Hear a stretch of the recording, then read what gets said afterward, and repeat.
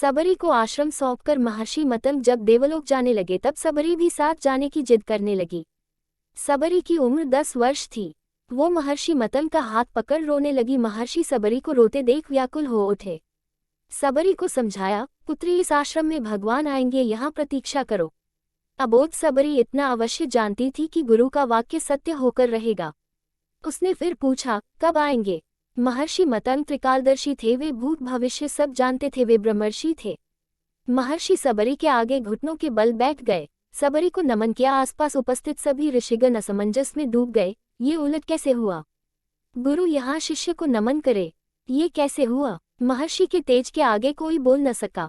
महर्षि मतंग बोले, पुत्री अभी उनका जन्म नहीं हुआ, अभी दशरथ जी का लग्न भी नहीं हुआ।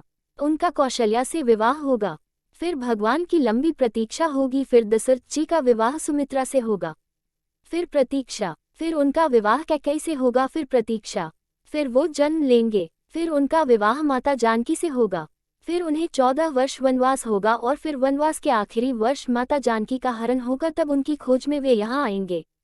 तुम उन्हें कहना, आप सुग्रीव से मित्रता कीजिए, उसे आतताई बाली के संताप से मुक्त कीजिए, आपका अभिष्ट सिद्ध होगा और आप रावण पर अवश्य विजय प्राप्त करेंगे। सबरी एक क्षण किंकर्तव्य विमूढ़ हो गई। अबोध सबरी इतनी लंबी प्रतीक्षा के समय को माप भी नहीं पाई। वह फिर अधीर होकर पूछने लगी, इतनी लंबी प्रतीक्षा कैसे पूरी होगी गुरुदेव? महर्षि मतंग बोले, वे ईश्वर हैं, अवश्य ही आएंगे। यह भावी निश्चित है, लेकिन यदि उनकी इच्छा हुई तो काल दर्शन के इस विज्ञान को परे रखकर वे कभी भी आ सकते हैं।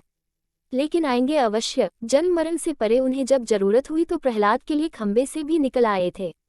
इसलिए प्रतीक्षा करना, वे कभी भी आ सकते हैं। तीनों काल तुम्हारे गुरु के रूप में मुझे याद रखेंगे। शायद यही मेरे तप का फल है। सबरी गुरु के आदेश को मान वहीं आश्रम में रुक गई। उसे हर दिन प्रभु श्रीराम की प्रतीक्षा रहती थी। वह जानती थी समय का चक्र उनकी उंगली पर नाचता है, वे कभी भी आ सकते हैं। हर रोज रास्ते में फूल बिछाती, हर क्षण प्रतीक्षा करती, कभी भी आ सकते हैं। हर तरफ फूल बिछाकर हर क्षण प्रतीक्षा। सबरी बूढ़ी हो गई, लेकिन प्रतीक्षा उसी अबोध चित्त से करती रही और एक दिन उसके बिछाए फूलों पर प्रभु श्रीराम के चरण पड़े। सबरी का कंठ अवरुद्ध हो गया, आंखों से अश्रुओं की धारा फूट पड़ी। गुरु का कथन सत्य हुआ, भगवान उसके घर आ गए। सबरी की प्रतीक्षा का फल ये रहा कि जिन राम को कभी तीनों माताओं ने जूठा नहीं खिलाया, उन्हीं राम ने सबरी का जूठा खाया।